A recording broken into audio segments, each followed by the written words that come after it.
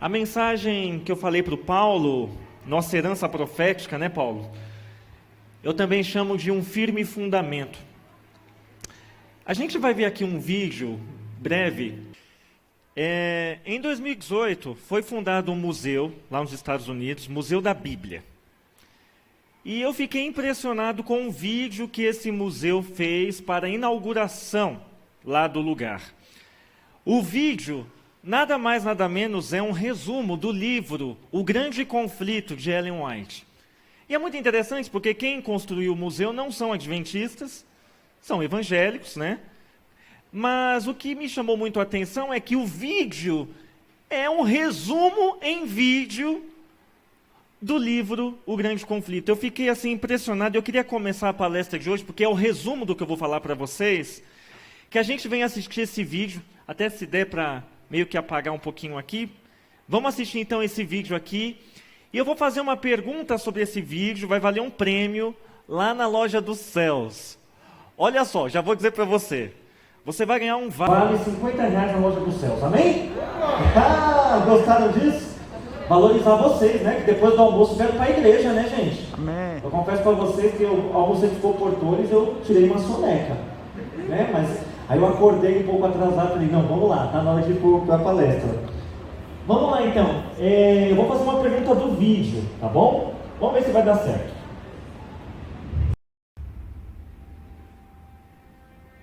Se der para apagar a luz aqui, ajuda. Obrigado.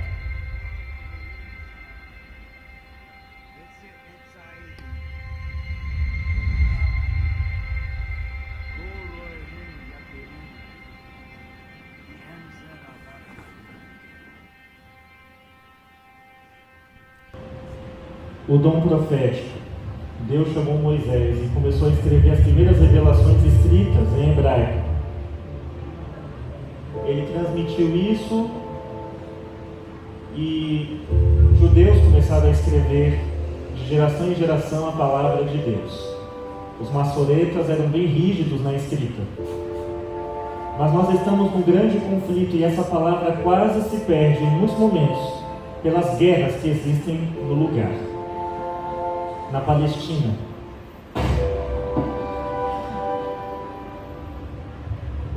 Os judeus se unem para proteger os escritos sagrados e começam a guardar pergaminhos em vasos de barro no deserto.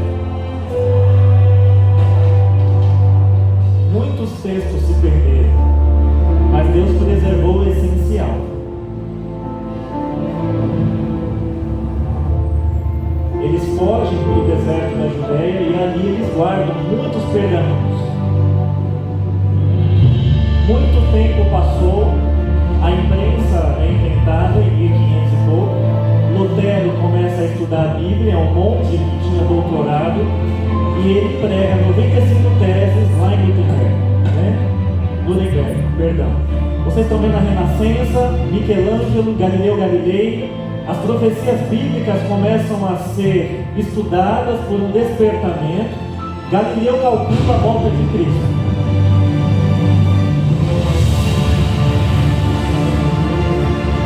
Pais peregrinos fogem da Europa e vão para os Estados Unidos.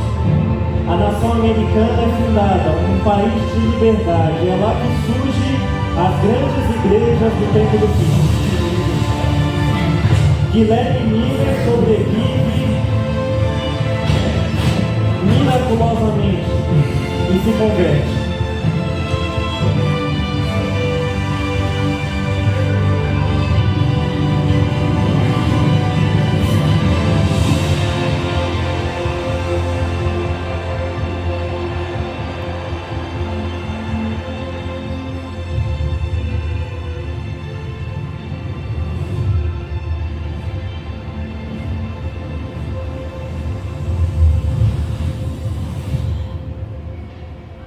Amém?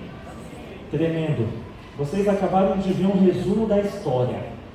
Muito bonito isso, né? Vamos fazer a pergunta? Valendo um vale? Vocês preferem a pergunta agora ou no final? Agora? Agora? Que está fresquinho, né? Vocês viram... Eu vou perguntar... Vocês têm uma pergunta fácil ou difícil? Uma pergunta fácil? Tá bom. Vocês viram ali um povo num barco, né? Uma tempestade. Quem que era esse povo? Eles estavam saindo da onde? Quem que era esse povo? Quem sabe levanta a mão.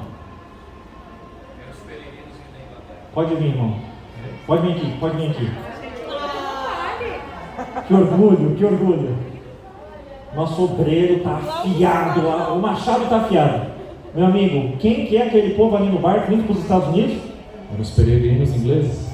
Parabéns! Acabou de ganhar um vale George King. Saudação para ele, minha gente. Parabéns, acertou. Acertou. Os pais peregrinos, os puritanos, né? Eles fugiram da Europa e fundaram a nação americana. Muito bem. Tremendo esse vídeo, né?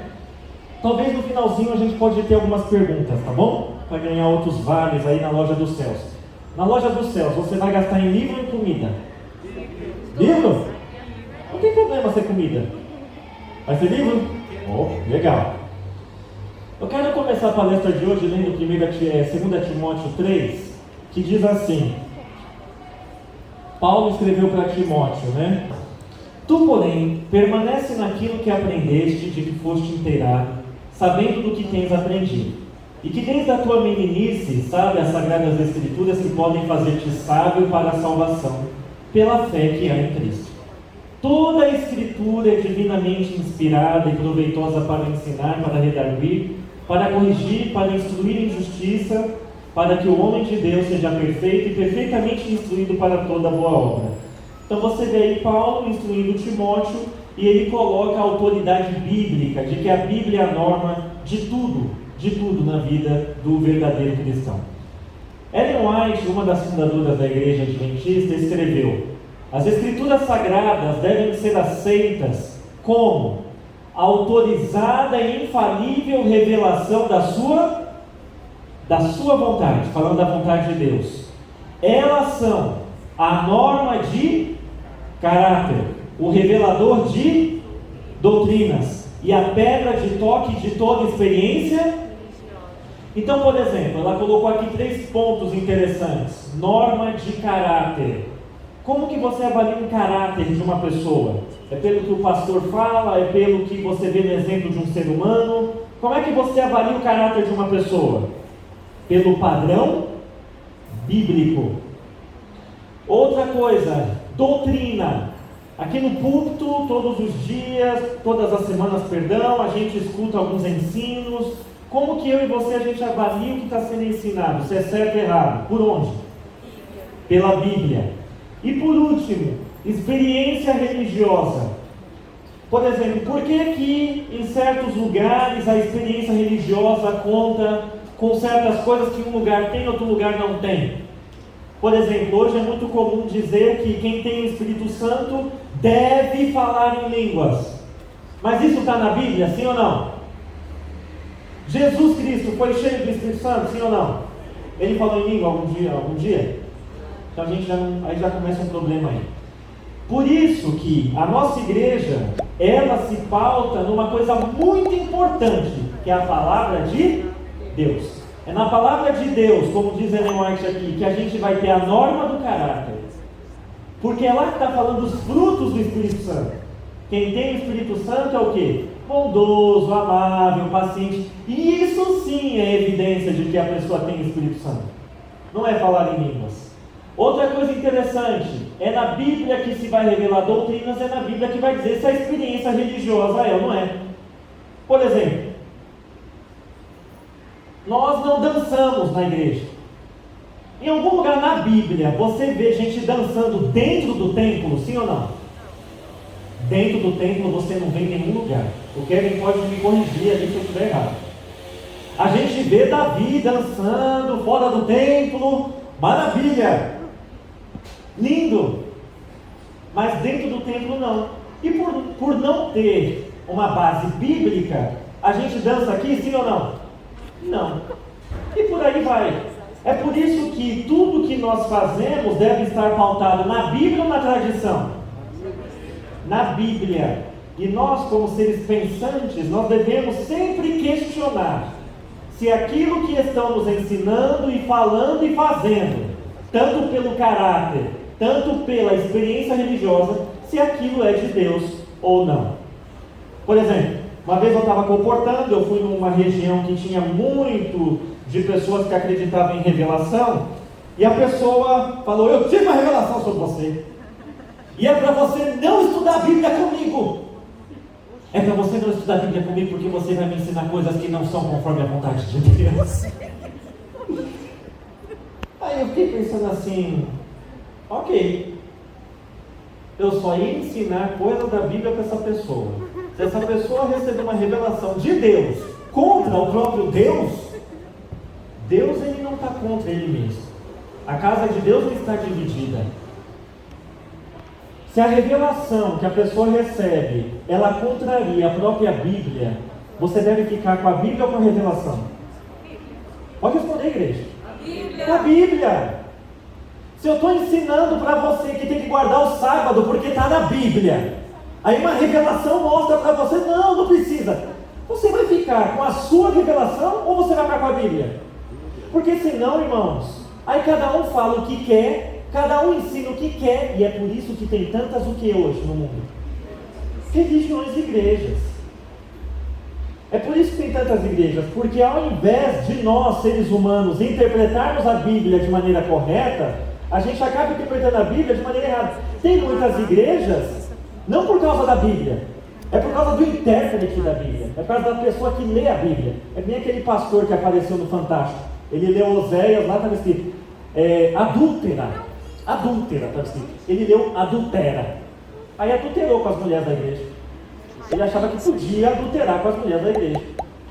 Um pastor evangélico. Mas não era adultera, era adúltera. Você vê como que é uma coisa? Então nós temos que tomar muito cuidado. E como povo de Deus no tempo do fim, a gente não deve cair na lorota de Babilônia, como tem sido ensinado nesse tempo. E queridos, foi profetizado na Bíblia que a igreja cristã iria entrar em uma grande apostasia. O apóstolo Paulo nos disse, e o Apocalipse também de João, que a igreja cristã iria começar bem, iria começar pura, mas com o passar do tempo ela ia perder muito, iria cair numa grande apostasia. Paulo falou assim: ninguém de modo algum vos engane, porque primeiro deve vir a apostasia, e deve manifestar-se o homem da iniquidade, o filho da perdição, o adversário, aquele que se levanta contra tudo que é divino e sagrado, a ponto de tomar lugar no templo de Deus, apresentar-se como se fosse Deus. Porque o mistério da iniquidade, e aí ele fala, já está em ação. Então na época do apóstolo, ele já via problemas que iriam dar no papado, apenas esperando o desaparecimento daquele que o detém. Enquanto os apóstolos ainda estavam vivos, os apóstolos deteram os ventos de heresia que tentavam abalar a igreja, os ventos de Satanás que tentavam sacudir a igreja. Mas Paulo já está falando aqui que iria vir a apostasia. E é interessante que Daniel capítulo 7, verso 25, nós como povo de Deus, nós temos que guardar esse texto muito no coração, porque aqui está escrito desse grande poder que iria se levantar. Está escrito assim: e proferirá palavras contra o Altíssimo, e destruirá os santos do Altíssimo, e cuidará, e aí tem duas coisas importantes: mudar os tempos e a lei, e eles serão entregues na sua mão, por um tempo, tempos e metade de um tempo. Então lembra da estátua do rei Nabucodonosor? Quando chega na parte de baixo, que é o Império Romano, o livro de Daniel fala que a Europa iria se dividir em 10 grandes reinos. Só que um chifre pequeno, um poder que iria surgir na Europa, ele iria começar a ter uma autoridade religiosa, e ele iria proferir palavras contra Deus, destruir os santos, ou seja, ia perseguir o povo de Deus, e ia mudar os tempos e a lei. E queridos, vocês sabem quem é esse poder? Esse poder mudou de tantas outras coisas a observância do sábado para o domingo. Hoje, O que se ensinam pelo mundo afora? Que nós devemos reverenciar o domingo no lugar do sábado por conta da ressurreição de Jesus no domingo. Mas em nenhum lugar na Bíblia a gente vê tal autorização. Então veja, por que eu estou mostrando esse texto para vocês? É um texto da profecia da Bíblia que fala que no tempo do fim, um poder religioso, cristão, iria conseguir mudar os tempos e a lei. Quando você lê o catecismo, é muito interessante que o sábado foi retirado, a adoração de imagens foi retirada. O que mais? Um mandamento lá para não cobiçar coisas foi duplicado porque tirou um. Com que autorização o homem tem de mudar a palavra de Deus? Tem autorização? O homem de Deus pode mudar a Bíblia. Então, nós temos que abrir o olho para a profecia da Bíblia, porque já estava profetizado que eles iriam mexer na lei de Deus. Quantos hoje nesse mundo ainda pregam a validade da lei de Deus, que ainda a lei de Deus é válida? E o quarto mandamento que ninguém quer saber?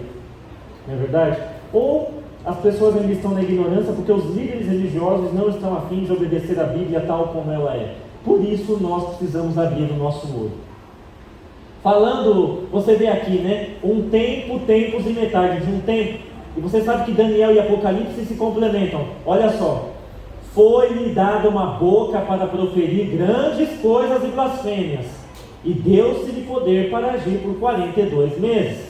E abriu a sua boca em blasfêmias contra Deus, para blasfemar do seu nome, do seu tabernáculo e dos que habitam no céu. E foi permitido fazer guerra aos santos e vencê-los. E deu-se-lhes o poder sobre toda a tribo, língua e nação. Apocalipse 13, 5 a 7. Falando do mesmo poder que iria surgir após a primeira vinda de Cristo. Então veja, esse tempo, tempos e metade de um tempo, ou como Apocalipse diz, 42 meses, ou 1260 dias, que são anos em profecia, ele bate do ano 538 até 1798. Nós temos aqui um período de grandes trevas na igreja. Foi um período em que as pessoas seguiam mais a tradição do que a Bíblia, por conta desse poder que teve uma grande supremacia. Eu quero colocar aqui na tela de vocês, bem rápido, como que foi a apostasia da igreja cristã. No ano 321, algumas décadas depois da morte dos apóstolos, foi instituído o domingo no lugar do sábado. Em 397 o culto começou a ser feito em latim obrigatoriamente, e quem não entendia latim ia para a igreja, mas não entendia nada do que se falava. No ano 400 começou a crença de se orar pelos mortos, e a Bíblia diz que nós não devemos orar pelos mortos.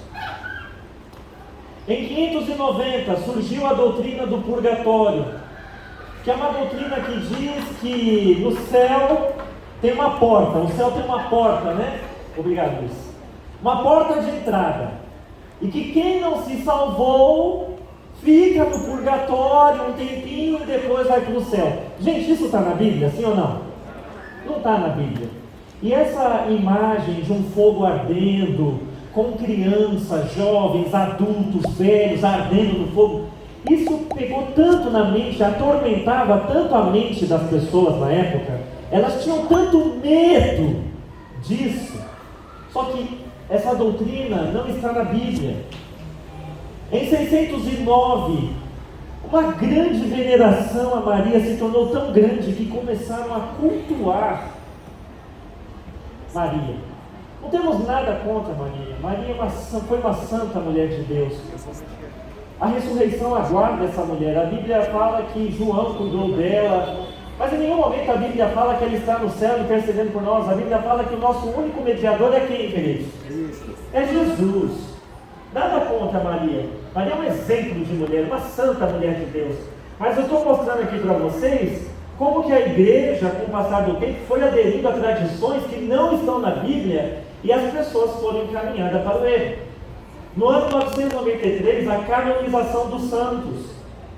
Como começou a acreditar que as pessoas já estavam no céu intercedendo por nós, Certas pessoas aqui na terra que fizeram muitas obras de santidade, acumularam santidade na teoria, e aí no céu podem comunicar salvação para alguém que está aqui na terra.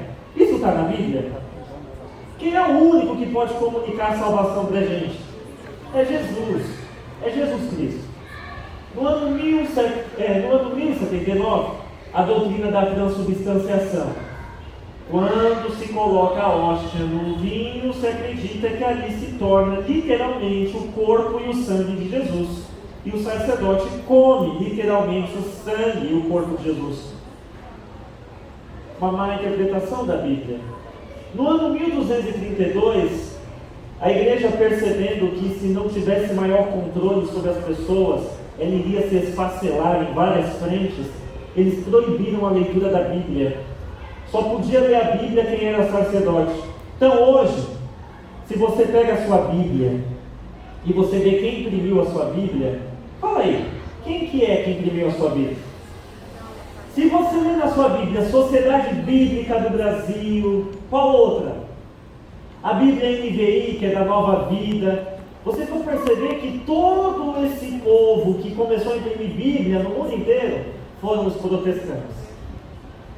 Foram pessoas que, contra a ordem da igreja, na época que o Brasil estava sendo descoberto, 1500 e pouco, começaram a imprimir Bíblias de maneira clandestina para espalhar para as pessoas, porque era uma lei da igreja da época que era proibido pessoas terem Bíblia.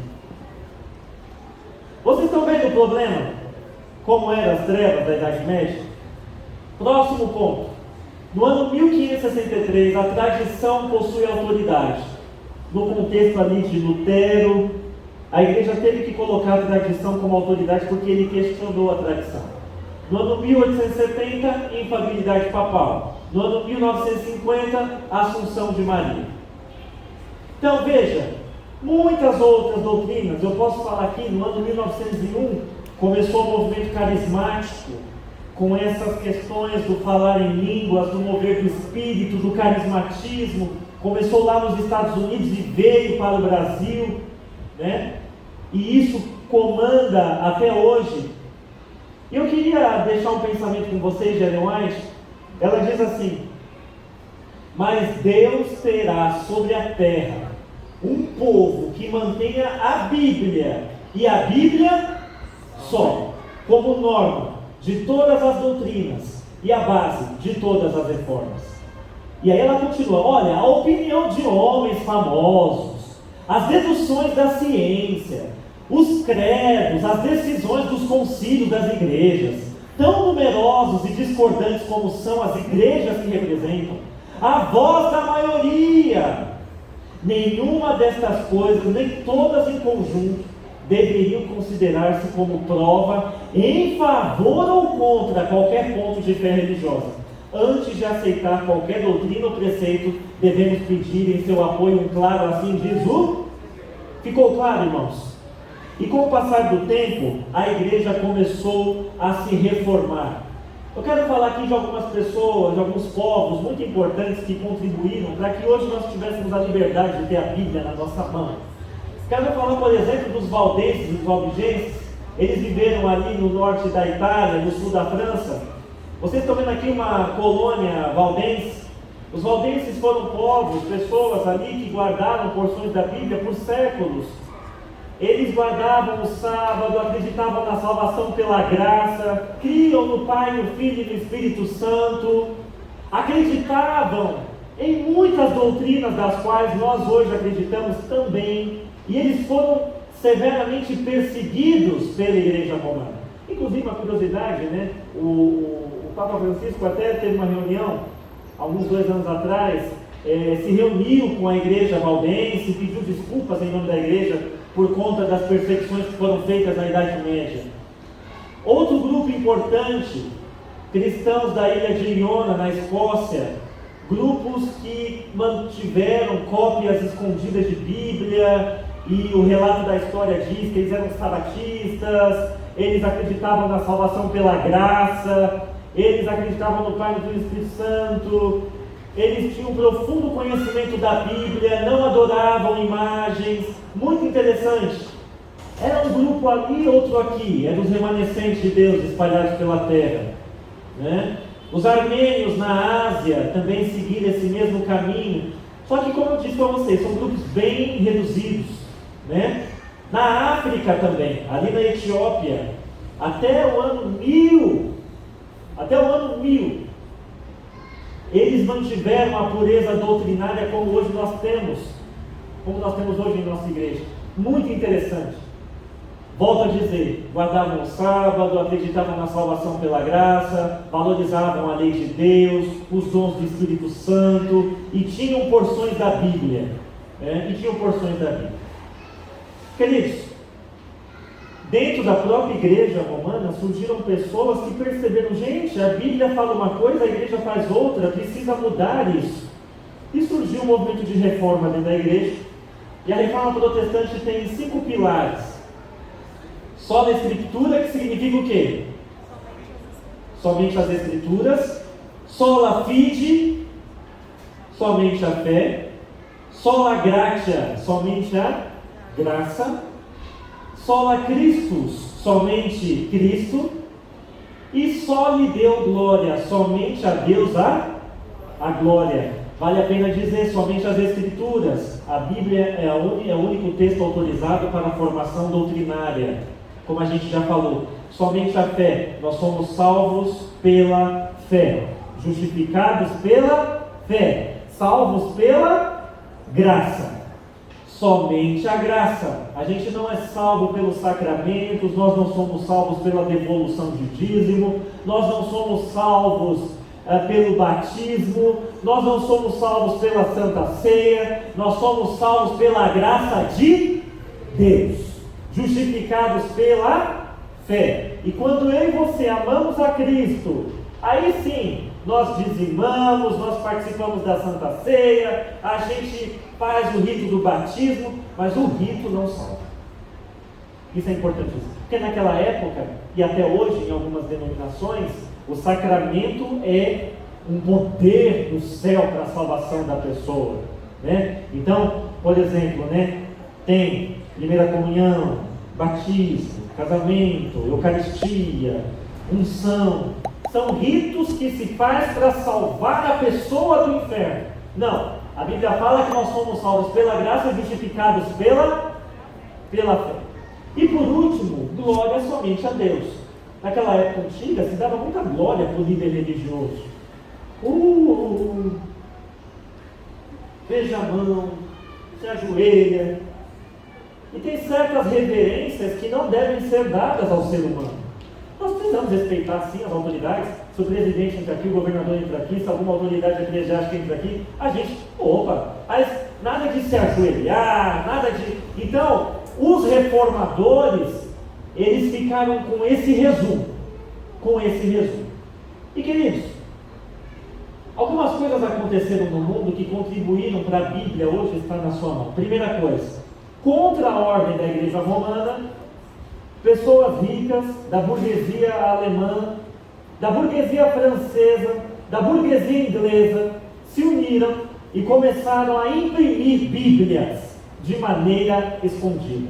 A burguesia inglesa começou a fazer isso de maneira mais forte do que as outras, e eles começaram a fundar sociedades bíblicas. E aí começaram a traduzir Bíblia para o português, para o holandês, para o espanhol, e por aí vai. Começaram a se criar sociedades bíblicas, e isso foi como uma febre. As pessoas queriam ter Bíblia em casa, era proibido na época. E eles se uniram e começaram a imprimir. Isso foi um boom. No começo, quem tinha as Bíblias eram os ricos. Mas com o passar do tempo, as sociedades se uniram para diminuir o preço. Houve um forte investimento da classe média europeia para isso, e americana também, e começaram a imprimir Bíblia para tudo que é lado e distribuir para as pessoas. Segundo ponto, quando os pais peregrinos fogem da Europa e vão para os Estados Unidos, eles formam uma nação que defende a democracia, o republicanismo, o protestantismo, e diante disso é uma nação que prega a liberdade. Porque, por exemplo, no Brasil, não tinha liberdade religiosa até a proclamação da República. E mesmo depois de 1889, ainda assim, houve uma forte resistência para os evangélicos entrarem no Brasil. Agora, nos Estados Unidos, como eles fundaram uma nação com liberdade civil, cada um poderia ter a sua própria religião, cada um poderia fazer a sua própria religião. É por isso que de lá surgiram Adventistas, Testemunho de Jeová, Mormon, Assembleia de Deus. É de lá que veio o fundador da Congregação Cristã do Brasil. Então, meus irmãos, por que eu estou falando dos Estados Unidos para vocês? Porque na profecia bíblica, os Estados Unidos têm uma função importante. Porque foi um lugar geográfico que Deus usou para levantar a igreja dele no tempo do fim. Está dando para pegar a ideia? Foi lá. No Brasil não podia? Não dava. Não tinha nem gente estudando a Bíblia no Brasil. Ia para as igrejas, era em latim, não entendia nada, só tomava hóstia, acabou. Religião era aquilo aqui no Brasil, era isso. Agora lá havia liberdade, uma maior liberdade. E Deus, em sua sabedoria e providência, se aproveitou desse momento histórico da humanidade para levantar nesse país a igreja que iria restaurar as verdades no tempo do fim. No ano de 1755, houve um forte terremoto no mundo, terremoto de Lisboa. Ele aconteceu no dia de Todos os Santos. E por que eu estou falando desse terremoto? Porque com a difusão das Bíblias, houve um movimento em que as pessoas começaram a estudar sobre os sinais da volta de Cristo. E virou uma febre estudar sobre isso. Os pregadores da segunda vinda. As pessoas começaram a falar muito sobre a volta de Jesus. E qual é um dos sinais da volta de Jesus, irmãos? Sinais naturais, né? Terremotos, fome, praga, pestes. Teve a peste negra, teve doenças e teve um terremoto terrível que foi notícia no mundo inteiro. Por que eu coloco o terremoto? Porque esse terremoto incentivou os cristãos que tinham Bíblia já na época a pregarem com maior fervor que a volta de Jesus estava perto. Esse terremoto foi uma coisa assim terrível. Ele foi sentido em quase toda a Europa e chegou a ser sentido até nas Américas. Outro evento sobrenatural que aconteceu agora, recentemente, o dia escuro. Em 1780 houve um eclipse que até hoje os cientistas não sabem explicar o que aconteceu. Ficou tudo escuro. Mas você sabe que uma das palavras de Cristo é que haveriam sinais no sol, na lua e nas estrelas. E queria escurecer. Quando aconteceu esse eclipse sobrenatural, o que as pessoas fizeram? Buscaram a Bíblia. Tanto é, gente, que nesse dia as pessoas achavam que era o fim do mundo, que era o Apocalipse. Eles achavam que era o fim do mundo. As pessoas corriam para lá e para cá. Todo mundo começou a orar, se colocavam de joelho nas ruas, não dava para enxergar nada. E os astrônomos até hoje não sabem explicar o que foi isso, mas nós cristãos sabemos, é um dos sinais da volta de Jesus. Jesus não iria vir sem cumprir os seus sinais, ele deixou os sinais para que o povo dele estivesse apercebido. E um dos sinais, ele disse, haverá sinais nas potestades do céu. E esse cumprimento de profecia já houve em 1780. Muito interessante. Próximo. Em 1794, um ano depois da Revolução Francesa de 1793, a Revolução Jacobina, quando os fanáticos jacobinos tomam posse lá na França, eles querem instituir uma república ateísta lá na França. E aí eles pegam todas as Bíblias na cidade de Paris, colocam em praça pública, fazem uma montoeira de Bíblia e eles tacam fogo nessa Bíblia. Chamam toda a população parisiense, pegam uma mulher, uma modelo parisiense, colocam em cima de um pedestal e fazem uma procissão dessa mulher, dizendo que essa mulher representa a razão humana. E eles dizem assim: toda a desgraça desse mundo foi por causa da religião, vamos acabar com a religião. Eles mudam o calendário de 7 dias, que tem origem bíblica, e fazem um calendário de 10 dias, uma semana de 10 dias, mudam as regras religiosas, tiram as cruzes, tudo que fala de Cristo e tacam fogo, queimam as Bíblias, perseguem os religiosos, e essa notícia correu o mundo, porque a França na época era o país mais intelectual, mais inteligente da época. Eles deram de presente a Estátua da Liberdade para os Estados Unidos, né? E isso chocou o mundo. Por que a França está queimando Bíblia? Por que eles estão perseguindo o povo de Deus? Por que eles estão abolindo a religião? Quando os cristãos e os sinceros viram isso, o que eles começaram a fazer? A ler que livro? A Bíblia. Jesus está voltando, é o fim do mundo. É o fim do mundo que está acontecendo. Então veja, a gente está vendo aqui os eventos que contribuíram para o estudo da Bíblia no tempo do fim. Em 1798, Napoleão Bonaparte, junto com o general dele, prende o Papa. O Papa é preso, porque ele não tem a França não está querendo acabar com a religião, prendem o Papa. Quando os cristãos veem que prenderam o Papa e confiscam o terreno do Vaticano, como assim? O que está acontecendo no mundo? Não é possível. É eclipse, o que a gente já viu? Terremoto, estão queimando Bíblia. E agora prenderam o Papa. O povo começou a estudar a Bíblia de uma maneira, porque eles estavam achando que o mundo estava perto de acabar. Próximo, não acaba aí. Em 1833 houve uma forte chuva de meteoritos. Gente, o céu ficou todo iluminado por horas e horas. Sabe estrela cadente? Agora imagina o céu cheio de estrelas cadentes, iluminando o céu, uma coisa incrível que eu queria muito ver. Eu só vi uma vez uma estrela cadente, foi lá no NASP. Numa tarde assim, estava indo ver minha noiva ali no residencial feminino, quando eu olho para o céu, o negócio caindo, lindo, e já desaparece. Nem deu tempo de filmar. Agora imagina vários.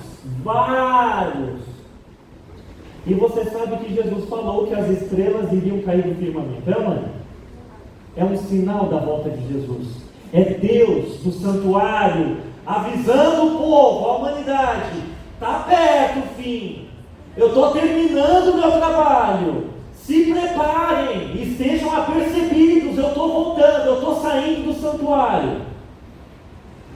E aí, gente, diante de todos esses eventos, pessoas começaram a pregar sobre a volta de Jesus. Muito. Na Europa, na África, até na Argentina. Teve gente pregando no Chile, na Argentina, Canadá, Estados Unidos, toda a Europa, norte da África, África do Sul. Jesus está voltando, e começaram a pregar sobre a doutrina da segunda vinda de Cristo. É o que está começando a formar, eram os que iriam no futuro. Mal sabiam eles, mas 100 anos depois eles iriam ser os precursores da Igreja Adventista do sétimo dia. Começam a pregar sobre a vinda de Jesus, e nessa época, no século XIX, era uma febre pregar sobre a volta de Jesus. Jesus vai voltar, Ele está voltando, Ele volta nas nuvens, Ele volta literalmente, porque era um ensino que não era falado na igreja, na Idade Média. Não se falava da volta de Jesus. Quando os cristãos perceberam de novo essa verdade que é tão linda, Jesus vai voltar. Eu lembro quando eu era da idade do Samuel ali, quando eu ouvi pela primeira vez na escola adventista: Jesus vai voltar de novo. O quê? Jesus vai voltar de novo? Aí eu estudei na Bíblia lá na escola adventista, eu fiquei tão maravilhado, porque a gente que é adventista já está acostumado, Jesus vai voltar pela segunda vez. Mas pensa os cristãos na época que não sabiam disso, e descobriram pela palavra de Deus. Que coisa tremenda. E começaram a se pregar muito, a ênfase era pregar sobre a segunda vinda. E houve um fazendeiro batista nos Estados Unidos chamado Guilherme Miller, que foi um dos maiores pregadores da segunda vinda. Ele estudou muito a Bíblia, e ele fez, do ano de 1833 a 1844, um movimento nos Estados Unidos, que é da onde surge a Igreja Adventista do sétimo dia. É o movimento millerita. Esse fazendeiro começou a pregar sobre a volta de Jesus, e uma grande contribuição que ele teve é que ele dizia que tinha aprendido na Bíblia que Jesus volta, o milênio a gente vai para o céu, termina o milênio, volta para a terra. Porque até então se acreditava que a humanidade iria ter 1000 anos de paz e depois Jesus iria voltar. Mas não é bem assim. Jesus volta, tem 1000 anos no céu e não na terra, e aí acontece o juízo final. Não é isso que Apocalipse 20 fala? Então Miller foi um grande pregador e ele marcou a data para a volta de Jesus. Eita, a gente sabe o dia, a hora, sim ou não? Mas esse homem, de maneira equivocada, ele calculou o que ele achava que era o dia da volta de Jesus. Mas a gente sabe que não era o dia da volta de Jesus. Era o que ele conseguiu calcular em Daniel 8,14? Daniel 8,14, né, que fala lá que o santuário será purificado depois de 2.300 dias. Ele calculando os 2.300 anos, o ano bate em 1844, 1843, 1844. E ele achava assim, pronto, Jesus vai voltar em 1844. E começou a pregar isso, com toda a sinceridade. Jesus não voltou, houve um grande desapontamento. O movimento tinha cerca de 1 milhão de pessoas ali aguardando a volta de Jesus. Quando houve o desapontamento e Jesus não voltou, muitas pessoas começaram a dar descrédito a esse movimento e o movimento se dividiu. Um grupo espiritualizante que acreditava que Jesus já tinha voltado de maneira espiritual deu origem às testemunhas de Jeová. Um outro grupo espiritualizante também, mas que acreditava na imortalidade da alma, formou a Igreja do Advento. Mas por ela ser um caráter muito evangélico, ela acabou sendo absorvida pelas outras igrejas evangélicas. Não existe mais essa igreja. E um grupo menor, de 50 pessoas, eles estavam convictos de que alguma coisa aconteceu no cumprimento daquela profecia e continuaram estudando.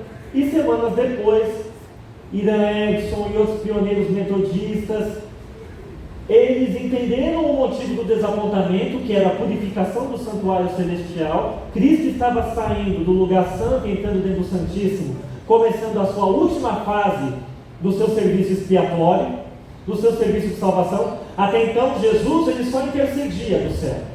A partir de 1644, conforme a Bíblia diz, na doutrina do santuário, Jesus hoje intercede, mas também está fazendo o quê? O juízo. Começou o juízo da casa de Israel. Quem que está passando pelo juízo?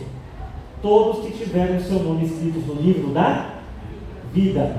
Quem não está no livro da vida já está o quê, irmãos?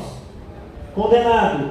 E segundo Apocalipse 20, esses serão julgados quando? No milênio. Quem vai julgar eles? Os homens. Hoje o juízo já começou no céu, desde 1944? Sim. Quando Jesus voltar para a terra, ele já vem com o galardão. Para Jesus vir o galardão está pronto, tem que ter tido uma obra de juízo pré-advento. Ele não pode vir sem ter feito um juízo antes. Como é que é o nome desse juízo? Juízo investigativo. Então, naquele desapontamento da profecia de 1944, o que aconteceu naquele 22 de outubro? Não é que Jesus iria vir, é que estava começando uma coisa grandiosa no céu. Os livros começaram a ser abertos. Que coisa somente? O juízo começou. Meus irmãos, os nomes já estão sendo passados no céu. De quem vai e quem não vai. Muito interessante. De quem vai e quem não vai. Sabe por quê? Porque mesmo que o meu nome e o seu já estejam no livro da vida, nós podemos cair da graça. É ou não é? Nós não acreditamos em predestinação absoluta, de que Deus já decretou quem vai se salvar, quem vai se perder. Nós não somos calvinistas, nós somos bíblicos. A Bíblia fala o seguinte: Deus predestinou a gente para a salvação, Ele fez de tudo, mas a Bíblia também fala que o nosso destino eterno está em nossas mãos, certo? Então, no final das contas, quem que permaneceu fiel depois de ter aceito a Cristo? Quem que se deixou lavar no sangue do Cordeiro os seus pecados? Hoje, a cada dia, nós podemos levar para o santuário pecados E nós podemos, através do arrependimento e confissão, limpar pelo sangue de Cristo os pecados. Amém? E como que nós estamos? E olha, eu não quero que vocês tenham uma mentalidade de medo, de apavoramento. Jesus é o seu advogado no céu. Amém? A doutrina do santuário é uma doutrina de esperança. Quando você vê que o livro está aberto, não é para você ficar com medo. Lembre que é o teu Deus que está ali lutando pela sua vida. Amém? E Ele vai fazer de tudo. Ele não está lá só vendo o livro. Ele comunica o Espírito Santo para a sua vida, para que você seja um vencedor. Amém? Para que você e eu venhamos nos arrepender, nos converter, receber do poder do alto, vencer o pecado e a gente ter uma vida vitoriosa. Se a gente cair, se acontecer alguma coisa como acontece, que bom que nós temos um intercessor perante o Pai. Ele é fiel e justo, fiel para nos perdoar de todo pecado, de toda injustiça. Amém? Louvado seja Jesus Cristo. É a doutrina do santuário. E diante disso, muitas pessoas se uniram, começaram a se unir. Aqui você está vendo uma foto do movimento milerita. Eles se reuniram em tendas lá nos Estados Unidos. Aí um jornal milerita, impresso por Joshua Himes, um pioneiro milerita responsável pela parte de marketing, eles pregando a volta de Jesus, o fim do mundo, outubro de 22 de outubro de 1944, né? O reino de Deus está vindo, se prepare, erga a cabeça. Mas era a volta de Jesus que ia acontecer em 1944, sim ou não? O que queria acontecer então em 1944, igreja? O início da purificação do santuário celestial no céu. O Espírito Santo me sobreveio e pareceu-me estar subindo mais e mais alto da escura terra. Voltei-me para ver o povo do advento no mundo, mas não pude achar, quando uma voz me disse: olha novamente, e olha um pouco mais para o alto. Com isso, olhei mais para o alto e vi um caminho reto e estreito, levantando em lugar elevado do mundo. O povo do advento estava neste caminho, a viajar para a cidade que se achava na sua extremidade mais afastada. Tinha uma luz brilhante colocada por trás deles no começo do caminho, o qual um anjo me disse ser o clamor da meia-noite. Essa luz brilhava em toda a extensão do caminho e proporcionava claridade por seus pés, para que assim não tropeçassem. Se conservassem o olhar fixo em Jesus, que se achava precisamente diante deles, guiando-os para a cidade, estavam seguros. Mas logo alguns ficaram cansados e disseram que a cidade estava muito longe e esperavam nela ter entrado antes.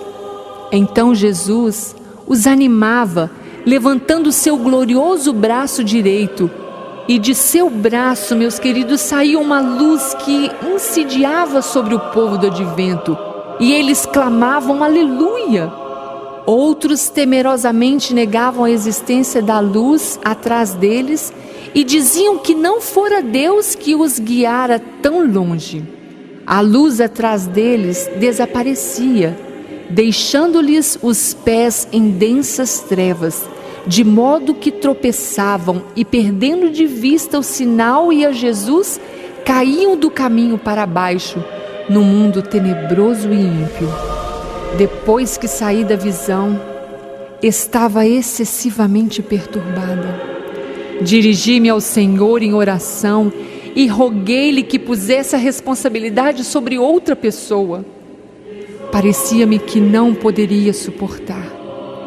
Eu fiquei na presença do Senhor por longo tempo, e toda a luz que pude obter foi: dá a conhecer aos outros o que te revelei. Muito interessante. O desapontamento foi em outubro, e em dezembro do mesmo ano, uma menina de 17 anos, excluída da igreja metodista, ela e sua família, porque frequentaram as reuniões mileritas, ela doente, vocês sabem da história, disléxica, porque recebeu uma pedrada na cara de uma amiguinha na escola, na infância, estava na sala de estar com outras meninas da idade dela, amigas que haviam convidado ela para passar o inverno, final de semana, umas semanas na casa lá. De manhã estavam orando, como era o costume delas, família metodista, né? O povo metodista é um povo muito piedoso, de muita oração, santificação, abandono do mundo, né? O ranço metodista. E enquanto essa menina estava orando, ela é tomada em visão. Ellen Harmon, 17 anos. Na visão, não colocou tudo, mas ela viu a volta de Cristo, viu os elementos da terra, e ela viu Cristo estendendo a mão, resumindo basicamente, sobre o povo do advento, aqueles que estavam pregando sobre a volta dele, estendendo a mão e dizendo assim: não desanimem, continuem firmes estudando a Bíblia, vocês vão entender o desapontamento. Não desanimem, por favor, não desanimem. A minha luz vai guiar vocês. E na visão, algumas pessoas começam a duvidar, e foi o que aconteceu. No desapontamento, houve uma forte sacudidura, como hoje já está acontecendo dentro da igreja. Muita sacudidura. Então ficou de 1 milhão, 50 pessoas continuaram. E desses 50, eles que fundaram a Igreja Adventista do Sétimo Dia. Uma história muito interessante que eu convido muito vocês estudarem, nós estudarmos como povo. E é muito interessante que a doutrina do santuário celestial se desenvolve. E dentro da Igreja Adventista, uma menina começa a ter sonhos e visões. Os pastores, os irmãos começam a analisar essas visões. E depois de algum tempo eles percebem que essas visões e sonhos são parte de Deus, vem da parte de Deus.